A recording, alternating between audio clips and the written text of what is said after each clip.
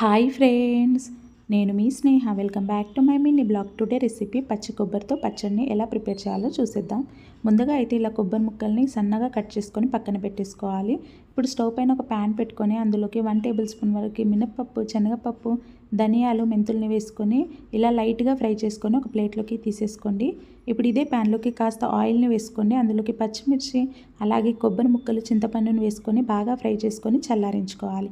ఇవి చల్లారేలోపు మిక్సీ జార్లోకి ముందుగా ప్రిపేర్ చేసి పెట్టుకున్న మసాలా, అలాగే కొబ్బరి ముక్కలు అన్నిటినీ వేసుకోవాలి.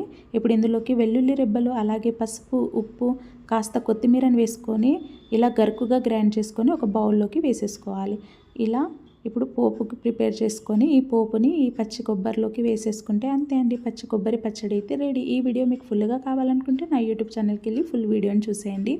ఈ పచ్చడి వచ్చేసి దోశలోకి, ఇడ్లీలోకి కాంబినేషన్గా సూపర్గా ఉంటుంది. Thank you for watching.